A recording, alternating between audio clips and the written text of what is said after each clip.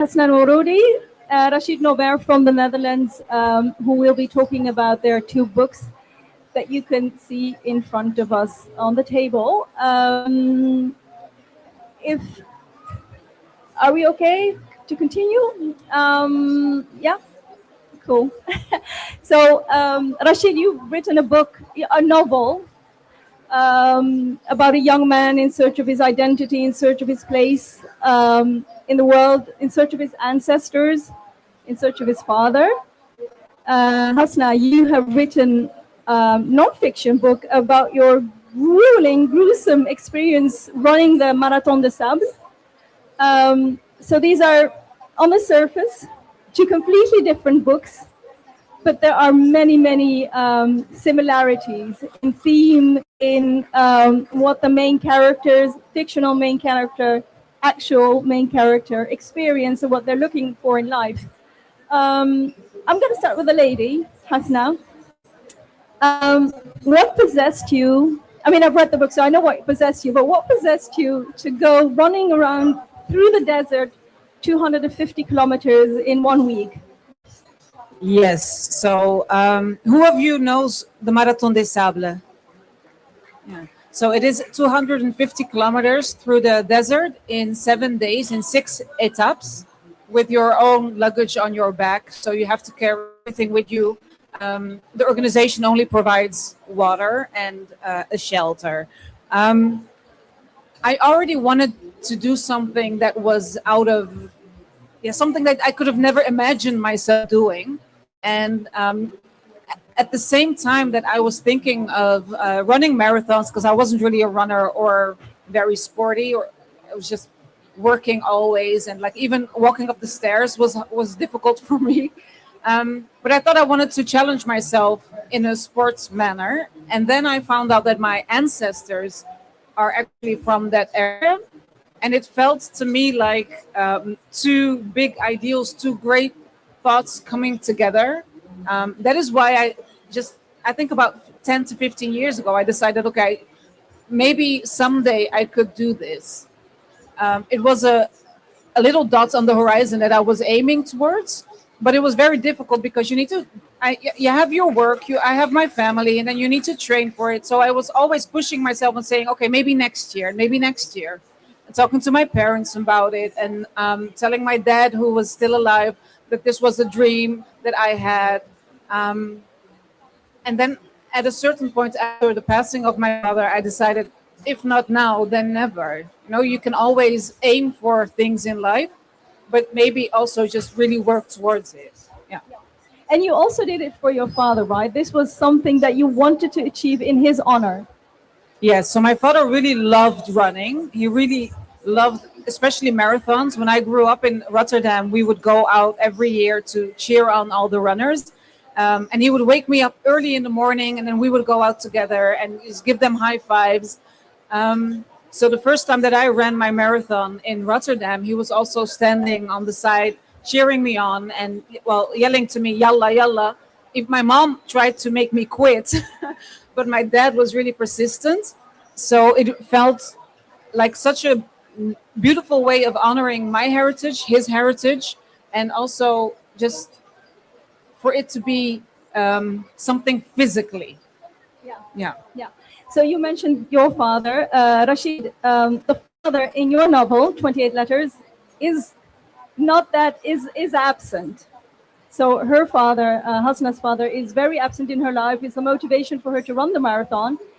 But the main character in your novel is longing for his father, or is longing for recognition from his father, right?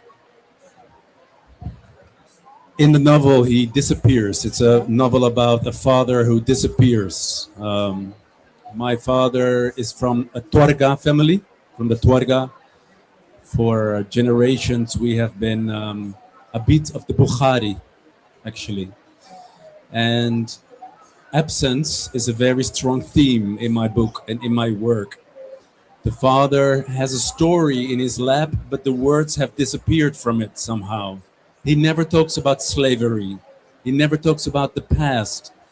It was something that I had to discover, what is the constellation of the Tuargas? where we come from. So recognition of my father was also recognition of the past. And also recognition of yourself. Yes, my position in this constellation. Yeah. Yeah. And so it is a novel, but you are speaking about yourself right now, right? Or are you talking about the main character in your book? Well, I have a lot in common with the main character. It's a very autobiographic novel, but I was looking for metaphors to talk about slavery. I was looking for imagination to make the pain come to life, bring the pain come to life. So I found that in the wind, for example. There's this perspective of the wind. The wind is a raconteur.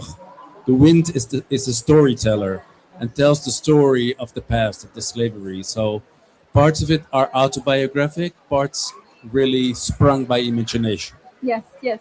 I'm going to ask you to read an excerpt about the wind, or the wind talking, but maybe I would like to touch upon the themes that you both share in your book. So it's the identity part, of course. Who are you?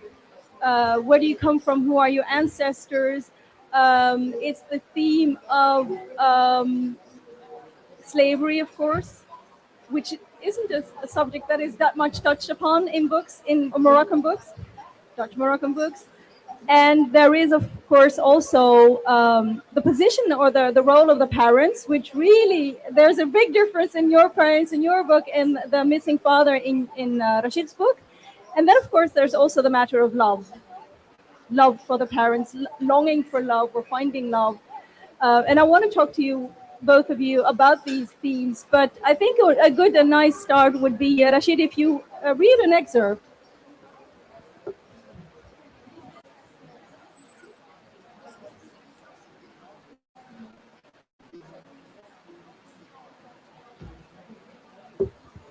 I have a Dutch mother and a Moroccan father, and I don't speak Arabic, so my pronunciation is not so good.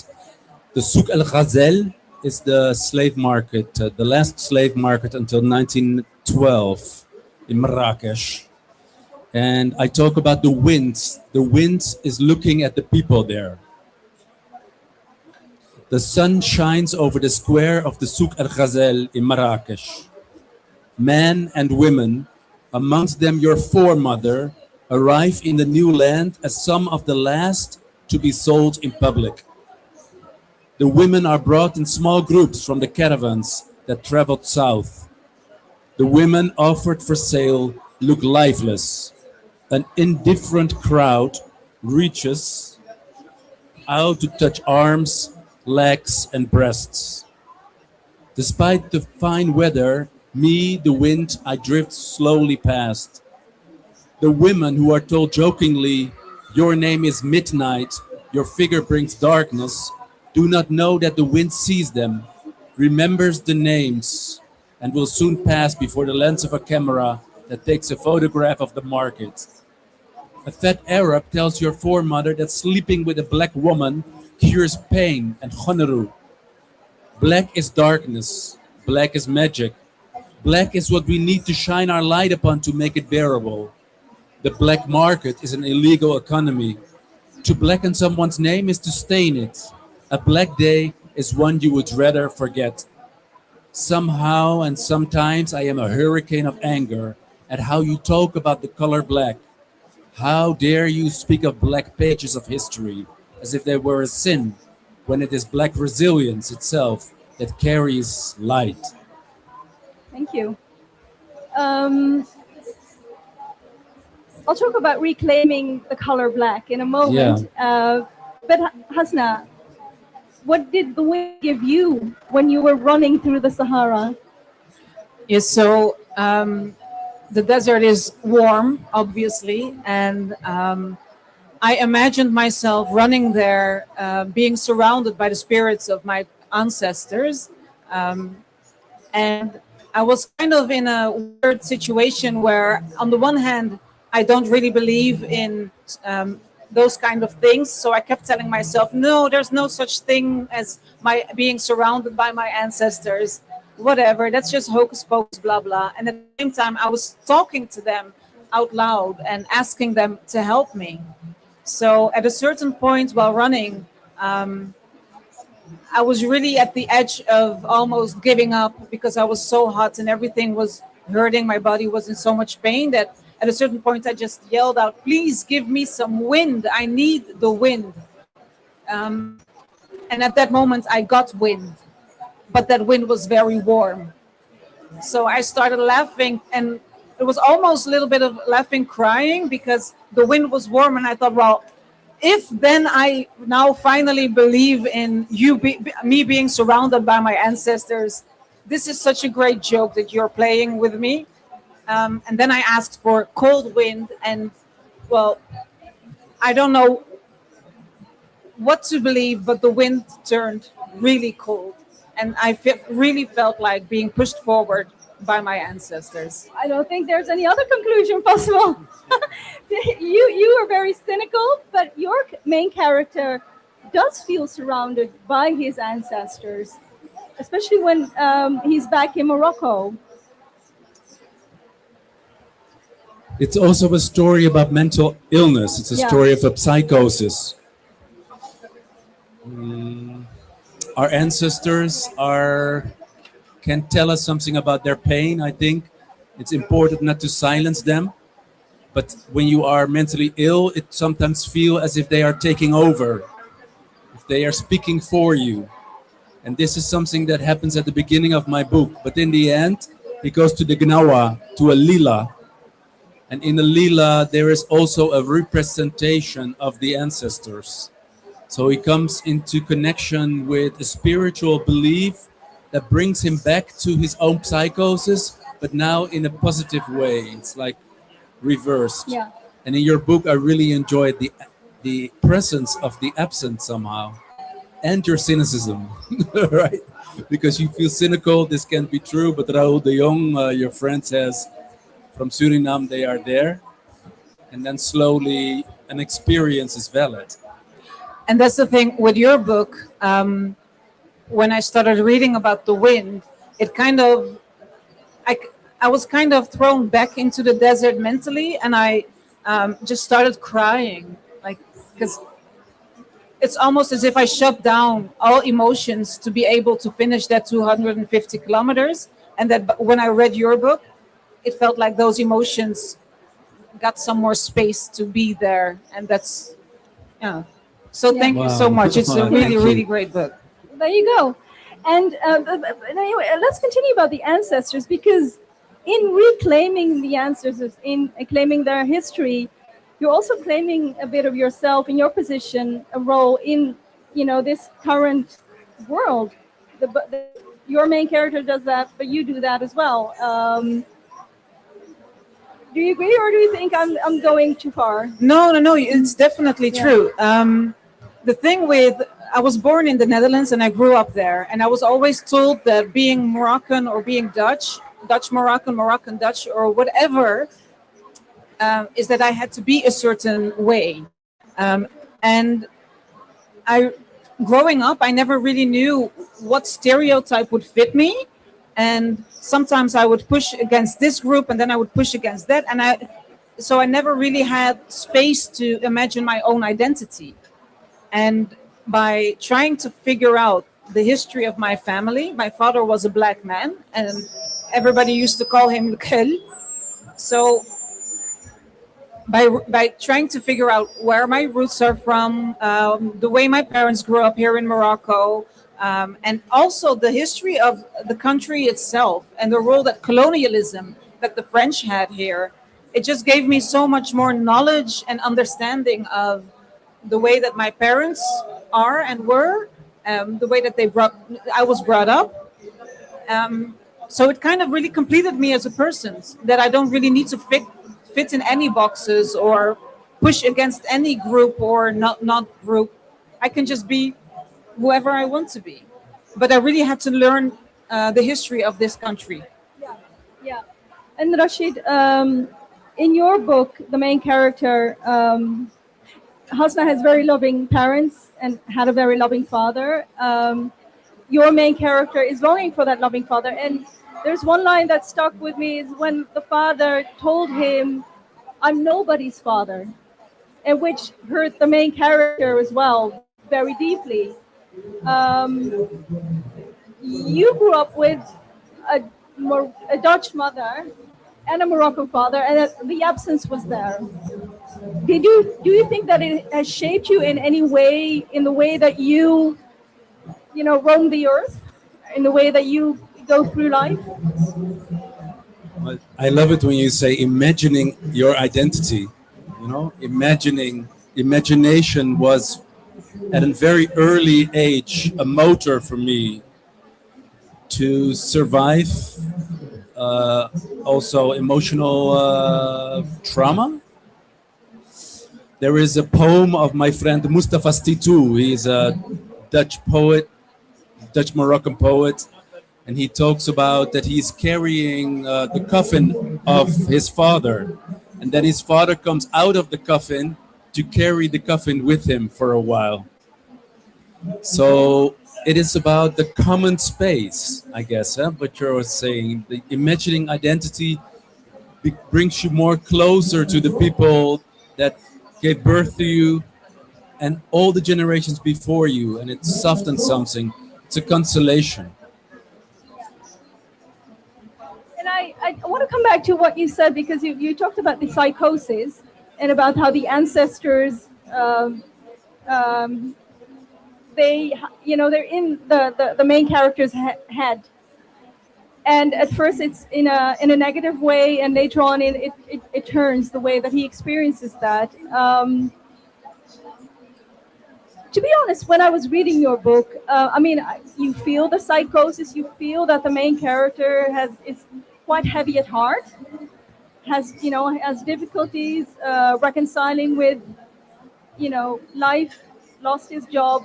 He loves Kinza, but it's difficult. But I don't know that much about psychosis and how it can affect a person. But it was like there was a lot of heaviness that the main character has to deal with and has to reconcile with. What's the question? That it's a tough life. Yeah, but I hope there's also there's a crack in everything. That's where the light comes in, and I hope there's a lot of light as well in my book. And it's interesting because in both of our books, the main characters have a lot of questions, but sometimes the people around them are like, "What do you want to know? Why talk about the past so much? The past is over. It's behind us." Yeah. But we keep on going somehow to raise these questions. So I think the contrast also brings humor to our books sometimes. Yeah, well, I think it's Hamadi who at one point tells him, "Are you still talking about your dad saying I'm somebody's father?" In a moment when he's just lost his father, but that was an unexpected gush of wind in the heaviness of the story. And but is it important for both of you? The answer is yes, of course, but to know the history, to know your ancestors, to know your parents' past, to know who you are. I explicitly say that it is very necessary to know one's past, to know who you are, and also to be able to to be able to imagine a future. But it's a little bit double at the same time, because sometimes I wonder if I find it necessary because I grew up in the Netherlands where everybody knows everything about their ancestors, and that I kind of used the way that like white Dutch people grew up as a mold in which I'm trying to put my history in, and that's what made the book writing actually very difficult, because I kept on going to the archives, trying to open up old archives, trying to read more about the places that my father grew up, and well, there's just not that much information to be found. While Dutch people, they can go to the archives and they can find any and everything about their ancestors. And then, so yes, and also a bit no. Maybe. And then you describe the stars as an archive of light. Yeah. That's a beautiful image. Yeah, because in the end, when we look up at the sky, especially in the middle of the desert where you see all the stars, it's the same image that our ancestors had when they looked up, maybe that should also be enough to be in the same space that they used to be and just look up, look around you. Yeah. And maybe use your imagination and, create a world, create a history, create a past, create stories. Yeah, well, maybe not so much because when I was young, I did that a lot. I'm a twin. My twin brother and we made up this whole story about our grandmother being the first female police officer in Morocco.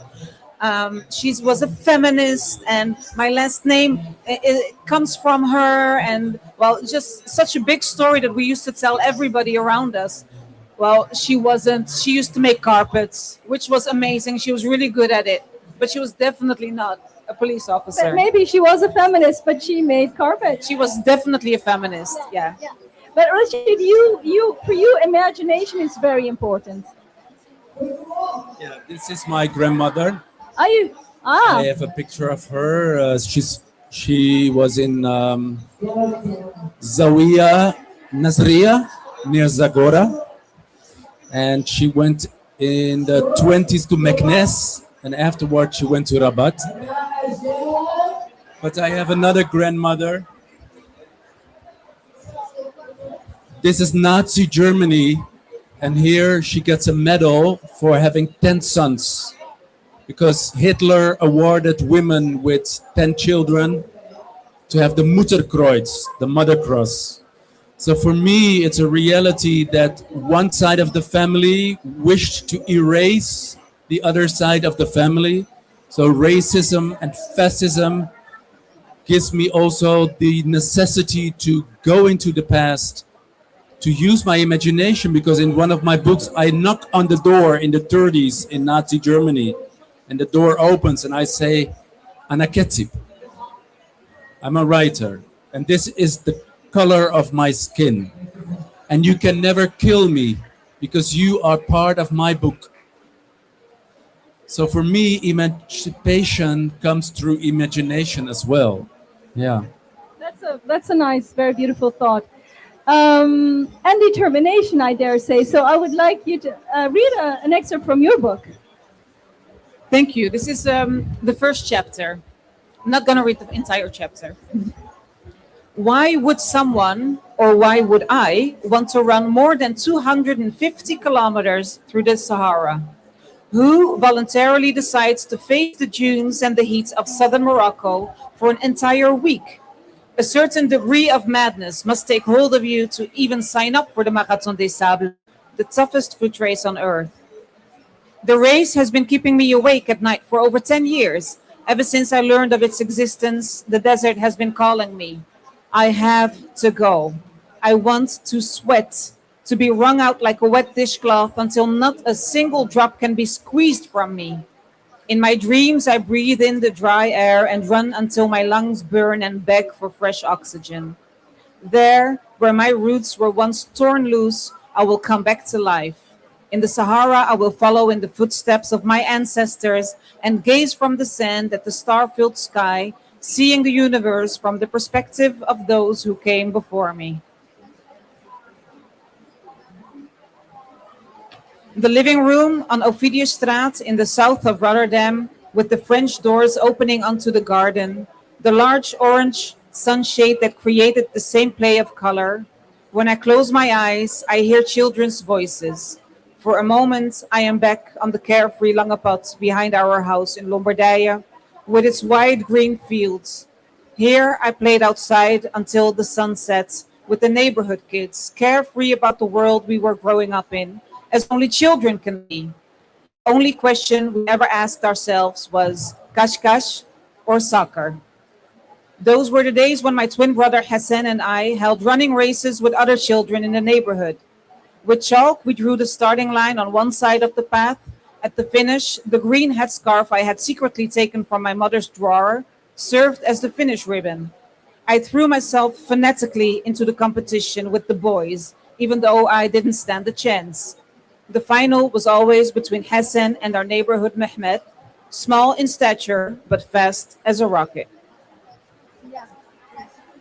I think it's almost impossible, a book as a Dutch Moroccan or a Moroccan Dutch person, and not include both worlds, both the Moroccan world and the Dutch world, and the Dutch experience and the Moroccan experience. It's so intertwined. Um, do you imagine at one point writing about something completely Dutch where there's nothing Moroccan about it?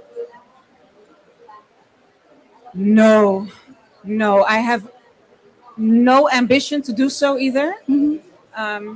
And I have been thinking about writing my next novel, or my first novel actually, and somehow in my mind it's still a Moroccan Dutch novel. Yeah.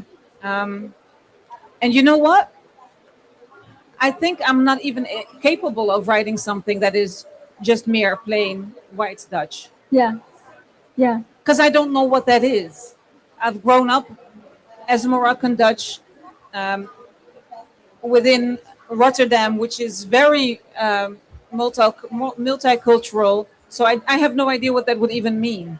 Completely strange world. Yeah, and I've actually never thought about it. So thanks for this question. I'm like, could I? Yes. No, I don't think so. Could No. you, Rashid? I did. You did, yeah. Yeah, many times. Yeah. So is that thanks to your rich imagination that you were able to, get imagine, a completely white world, or because of perhaps your mother? So you know that world from within. Well, I'm the son of an actor. My father is, my mother is also very much into the arts, but my father was the first generation actors in Holland. His name was Menin Hussein. And he was always also looking at the horizon. Just walk to the horizon and see what you find. And that can be a story about a painter from the 19th century from Holland, or the 11th century before Christ in China. I lived in China for half a year, and I wrote about the Kung Fu there. So for me, it was my fourth book that brought me the courage to really write about Morocco. You know, the thing is, why I've never imagined it is because I think the world is saturated with white voices. Yeah. Oh, it is. So Why add to Yeah. it? Yeah. Yeah. Yeah, and I can imagine. But it's never a white story because I write it. Yeah. Is it a way of like reclaiming your skin color, reclaiming your ancestors? Is writing about a white subject, white people? Is it also a way of reclaiming your position in that world as well? Just unconscious. Unconsciously, okay. My first short story collection was 18 stories at different places all over the world. And they said it read like a journey through your own skull and a journey around the globe. But I have to tell you, it has to do with being the son of a migrant also, because also with Morocco, it's mystification, like the Gnawa, the Bukhari, the Abid. For me, it's far away, but at the same time, it's my story. Appropriation and mystification at the same time. So when I can do that, I can also write about Korea, for example. Yeah. So I think unconsciously, it gives you wings somehow. For me, I don't know how it was for you, but I grew up in a period also where people would talk a little bit bad about migrant stories. You know, you had migrant literature, and In a very condescending way. yeah, in a very condescending way. So, and I loved those kind of stories. So I always felt that that was, it just wasn't really nice. And at the same time, I was afraid of tapping into that source for myself because I was afraid of people talking trash about my writing. So for me, it's also reclaiming the fact that we have all the possibilities in the world to write our own stories, and my story at least is not a white story. And if my book is noted as migrant literature, it is chef's kiss. It's the best. But it's about inspiration. Like Bouazza, your brother, he used old Dutch words to talk about a village in Morocco. Words from the 19th century that we hardly use anymore. We somehow recognized. I always talk about the familiar unknown. It's familiar and unknown at the same time. That is what Hafid brought us also. So, And yeah. he would have, kicked the person who would have called his writing migrant literature, because who decides, right? Who decides what is literature and what isn't? Why would the white Dutch people decide for us what is relevant or not? And because there's so much richness, there's so much. So many layers of culture and history and identity and arts and you name it that we carry with us. We're born with it. It's dangerous also, these labels, because I was called a fourth generation migrant author. Like, I am not a migrant, I am the son of a migrant. And my ancestors, I don't know, I don't think they were authors either. So we're not fourth generation authors. So it was in my own publishing house jubileum book. The thing I do hope at the same time is that a lot of white people also read my book. So when I started writing it, everybody thought that I was writing a book about running, just merely about what it's like to run a marathon. And I've actually used it to bring in people to read more about our experiences growing up in the Netherlands and our experiences growing up, my parents at least, growing up in a country that was colonized. So I think it is time to draw other people in to make sure that these stories land in a wider field. What I loved about your beautiful book is that you help them as well. You help your parents as well to realize that their stories are essential for the society that they live in. So it's both ways, right? Yeah, it is something that I've been seeing happening more and more now. This is especially among younger generations here in Morocco as well, and I love it so much. Is that we're creating a new archive, or no, not a new archive. We are broadening the archive of all the stories that really need to be saved for future. For future people. Yeah, because if we are going to talk about migrant literature, it's the cliche literature, right? The cliche books about migrants with all the prejudices, the white saviorism, and there is now a whole new generation of writers who tell their own stories. You tell your own stories, you do so as well, and it's on your own terms, and they're not dictated by a white publisher or a white audience. And I think that is also something that I find a very exciting development is, we read love stories. We read about love between children and their parents instead of the, cliche of the clash within families and the clash outside, on the street.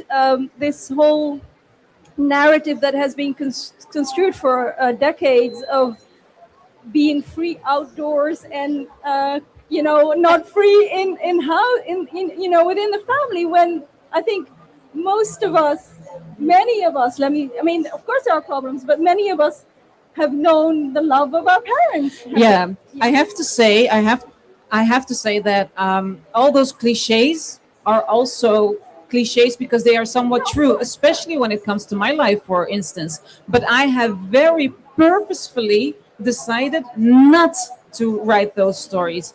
I was telling my mother-in-law, who is a white woman, about this one time that my parents tried to marry me off to a guy, and she was like, in Morocco, you should have written about that. I'm like, no, that, like, everybody knows those kind of stories, but nobody knows what it's like to pack all your belongings into a little van with your 6 children, and how much love goes into packing all the presents and gifts for your family in Morocco to then travel to Morocco every summer for 6 weeks. There's so much love in that. I want that story to also be part of the narrative.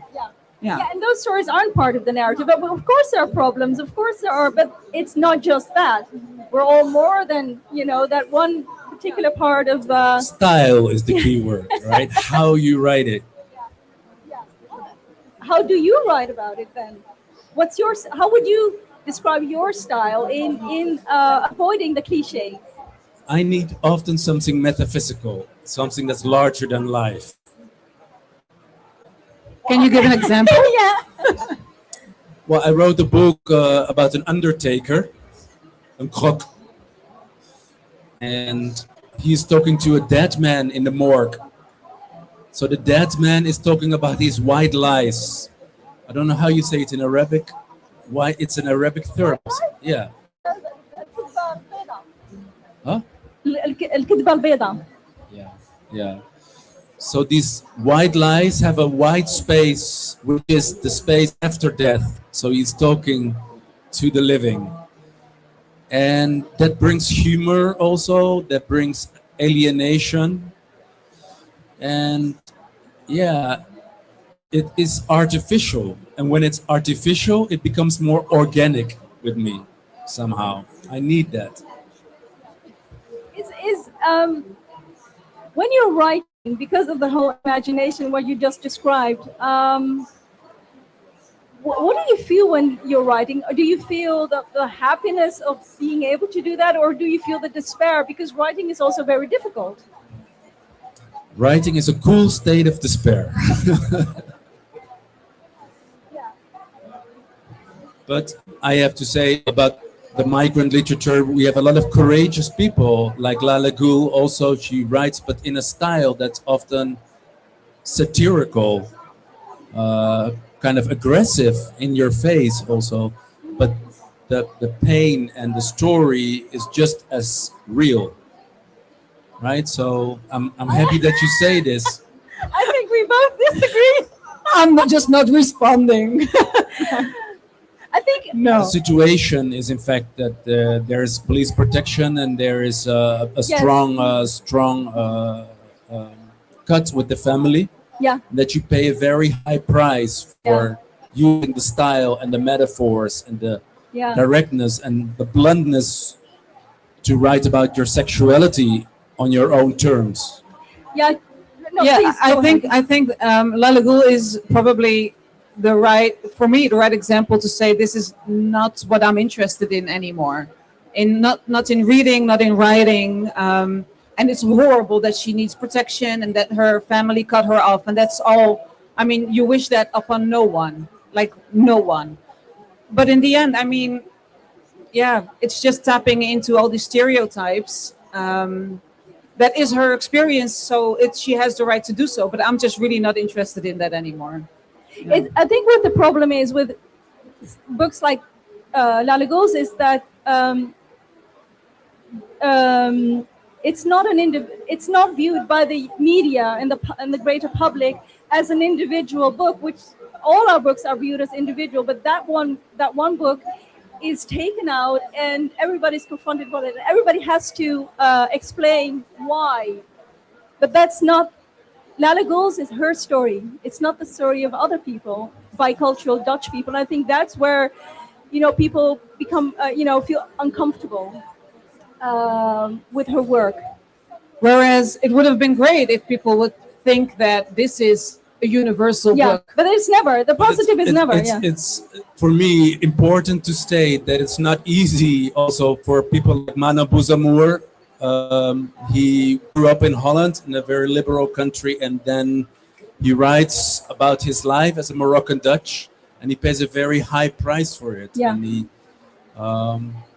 but listen, I think we all agree on the that. dichotomy, the duality, No, of course. and this is something I recognize, and this is something I appreciate my father for, because he was like the first Yes. generation. He told his stories as well about even the Fulani, the Bambrani, the Soninke, about the enslaved people, which is also a controversial theme, and you pay a price for it. Yeah, That's what I want to say. And I totally agree. And you also, I think, totally agree with the fact that having to pay a price for being able to write what you want is horrible. And again, I wish that upon no one. And it takes great courage also to do so, because you know what the effects of it are going to be. And it's not only on your physical health, it's also on your mental health. And it's not Lala Gul's fault. It's No. not Mana Bouzamour's fault. They have the right. It's their absolute right stories. to share their stories. The problem is that we as a group, we're not viewed as individuals. So other people are confronted with their stories, but we have nothing to do with their stories. They're their stories. and they have the right to share them, but other people don't have the right to use those stories to confront other people, or to to call them backward, to criminalize them, to stigmatize them. I think that is where the issue is. But of course, That's the confusion. I think it's more than confusion. Not, I mean, by the general public and media. I think it's very. They do it on purpose because that's what they love. Those kind of stories that create a difference between them and us, and that tap into the cliches that they love. And whereas our realities as bicultural communities are so much more layered, are so much more diverse. I mean, look at you with your father. I mean, I grew up with your father, passport, there's so much more to it. There's so much more to our lived experiences. And I think it's important to emphasize that, because nobody is saying that people or writers don't have the ultimate freedom to write about anything they want. And they're not responsible for how the public reads it. But I think the media and the public should be careful, or should be at least more honest towards us, towards the rest. That's how I view it. I think I'm just nodding here. Yeah. I mean, it's this is a discussion about how you're viewed as a bicultural writer in the Netherlands, and which fits in the themes that you write about. Yeah.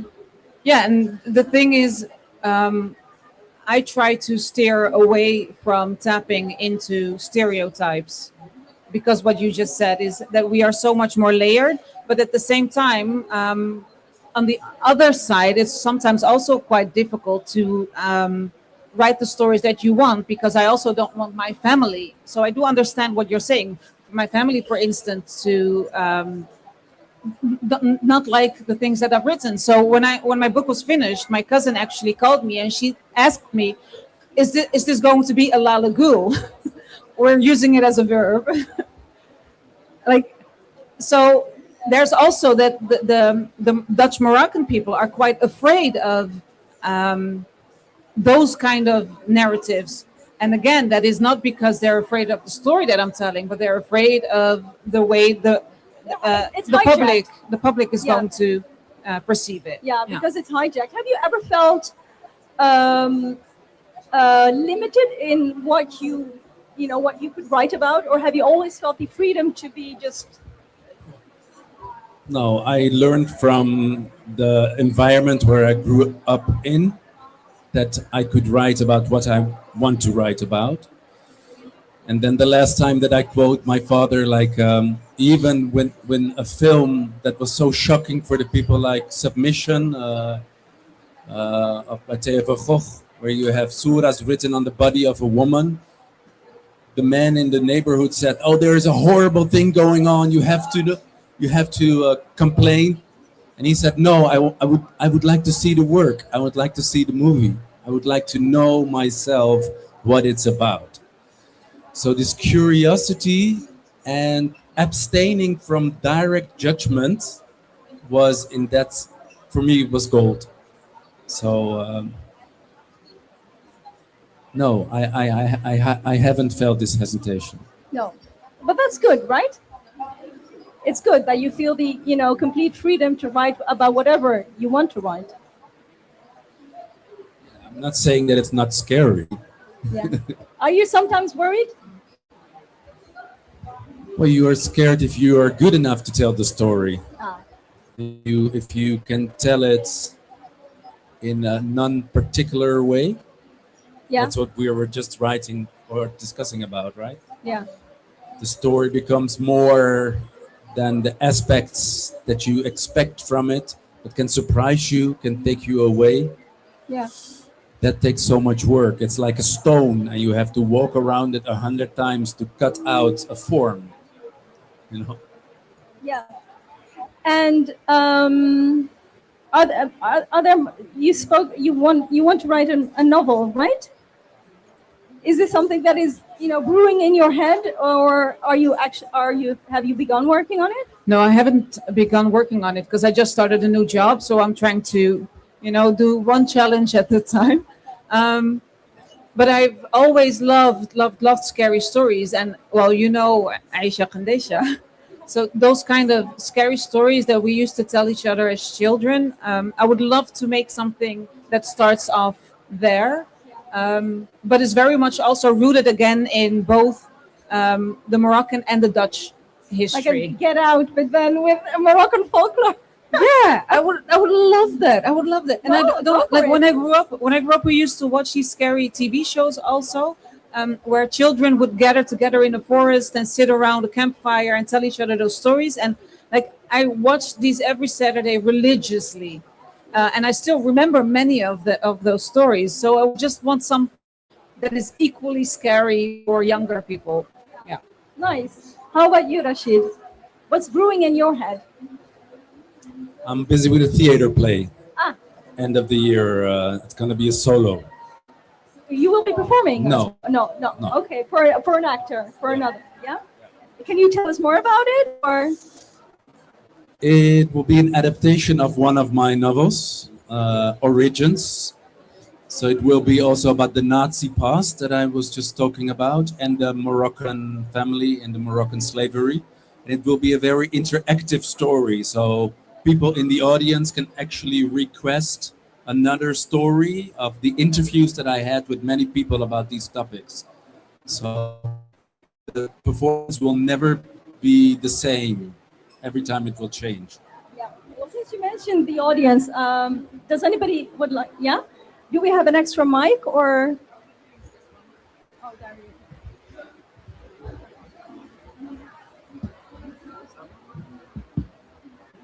السلام عليكم.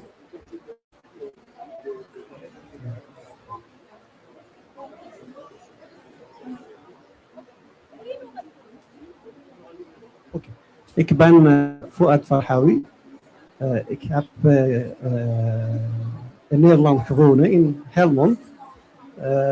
Okay, just I remember this word because when I was a child, I was in Netherlands, and I learned Dutch before Arabic. So my first school language it's Dutch, but I forget this. Now I'm a professor here in Morocco in politics science and international relations.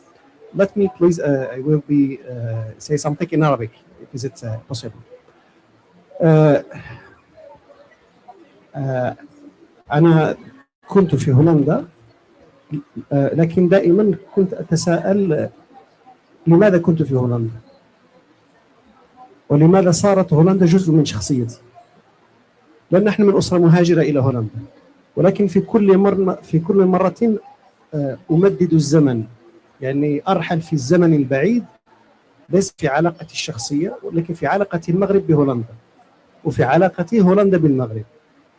خلاصة هذه الرحلة الذهنية الخيالية، هناك لحظة مشتركة بين المغاربة والهولنديين ارتبطت على الأقل، أقول على الأقل، في لحظة حرب استقلال هولندا، يعني بين حرب 80 عاما بين 1568 إلى 1648. هذه الحرب محطة مفصلية في علاقة هولندا بالمغرب، لأنه كان المغرب يزود هولندا بملح البارود، المواد لصناعة الأسلحة، وأيضا كان يزودهم بالحبوب أي بالمواد الغذائية، لأن بولونيا حاصرت الهولنديين من الشمال. ثم أن هولندا في هذه المرحلة بدأت تظهر كقوة أطلسية أو بحرية تريد أن تتمدد عبر الأطلسي. كانت في حاجة إلى أن تتعرف على المسلمين، لأن هي اتجهت نحو إندونيسيا، فكان المغرب هو من محطات الانطلاقة الأولى، والمغرب زود هولندا، وجامعة ليدن شاهدة على ذلك بالمخطوطات العربية والتي تعرف هولندا بالعالم. بمعنى عندما نتحدث عن هولندا والمغرب نتحدث أنه المغرب جزء من تاريخ هولندا، شاءت أم أبت، يعني وبالتالي هوية العلاقة بين الطرفين أعتقد أنه لا ينبغي أن نقف فيها فقط عند لحظة الهجرة الحديثة التي ظهرت ما بعد الحرب العالمية الثانية.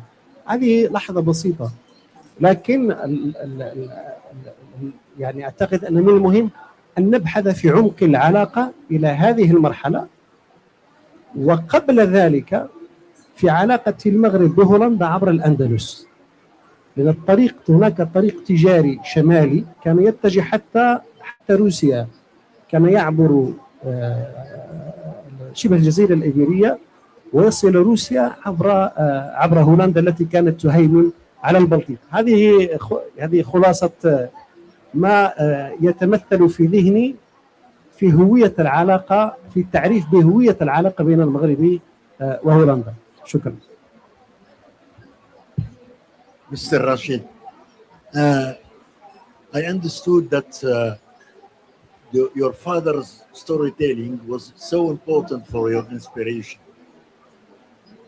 But I have first question about emotion.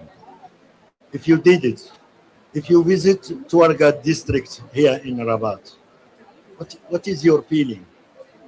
And the second question about the work. Did you need some works on documentary research about the slave centuries and the slavery in Morocco? Could you repeat your second question, sir? I mean, you have your story, your father's storytelling as a source.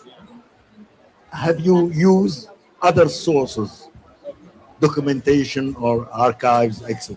Yeah, I talked to the historian Shawki El Hamal, and he has written a book called Black Morocco. So he told me about the decree, for example, of Mullah Ismail at the end of the 17th century, where he said that all black people should be collected and should be part of the Bukhari. So this was an important source for me to learn the scientific part.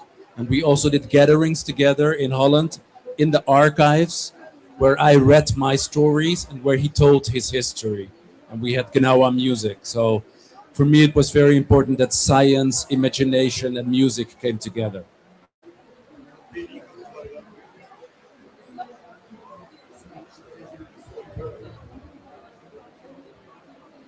Hello. That is for me a very complicated question. My feelings.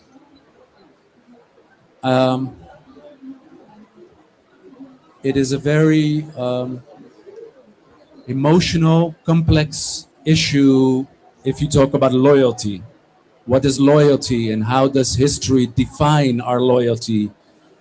How do we use our terminology from that loyalty? You know, so I have people in my family who say, like, we're not Haratin. Haratin is a very negative word, but we don't consider ourselves as being enslaved. We were proud soldiers of the Bukhari. But then I talked to Shawki again, and he says, but this was a slave army. So I don't know if we are always ready to see all the aspects of light and darkness at the same time in the mirrors that surround us. Hello. First of all, thank you so much. That was insightful. Actually, when I heard you talking about slavery and Souk Larzil, I was wondering, actually, when you describe deeply rooted Moroccan realities in English, do you feel that the language acts as a barrier, or does it actually provide a new perspective to these subjects? Because I think it's quite challenging to find the right words in English to talk about something that is really cultural, Moroccan culture. Thank you. Thank you for your question. I wrote it in Dutch, I have to say. And I write from the perspective of a Dutch Moroccan man like me. So this distance towards the subject is also converted in the language that I use. It's an exploring language. So yeah, that's the dramaturgy of my book. To add on that, though, I also did some research for my book and also read the book Black in Morocco. And what I found most difficult is that because I don't speak French fluently, I can kind of read it, but not super very well. And I speak Darija, but I don't speak Arabic, and I can't really read it.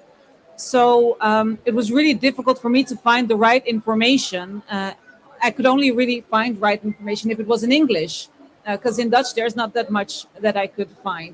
So I think it is really time also for all these amazing books to be translated in more languages, so more people can read them and more people can understand it. And I understand your question, but since Dutch and English are more, like to me, are so much more easy, and also for a lot of other people living in the Netherlands, I think if we want the information to spread around, we need more languages. Rashid, j'ai connu votre père pendant les 20 dernières années de sa vie. Je l'ai connu à Amsterdam-West. J'ai vécu avec lui, j'ai passé beaucoup de temps avec lui. Votre père était un grand acteur avant de partir en France pour Pays-Bas. Il a joué avec l'un des grands groupes de théâtre, Siddiqui. Il a joué avant de partir. Quand il est arrivé en Hollande, sa couleur elle a joué négativement pour lui aussi aux Pays-Bas, parce qu'il voulait l'intégrer dans des films, mais il fallait intégrer un Marocain, et lui, ce n'était pas le Marocain, c'était ou le Sérinamien ou autre chose. Donc même aux Pays-Bas, il a trouvé des difficultés avec sa couleur de peau. Et j'ai publié un livre, c'est l'histoire des Marocains aux Pays-Bas, et j'ai une photo de ton père. D'abord, ici à l'ambassade avant de partir.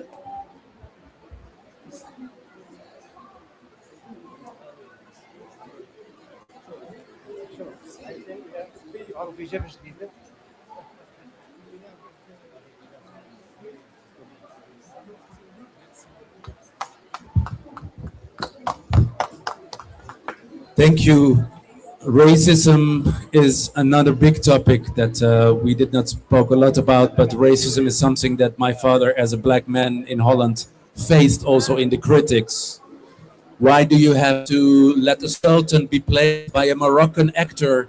You don't let a sick person be played by a truly sick man. I have read those kind of critics who were really hostile to the concurrence and to the influence of, I have to say, of us. I think we couldn't have ended on a better note. I think there's plenty more to discuss. Hopefully next time. Hassnae, Rashid, thank you so much. Thank you. Shukran jazilan. Shukran.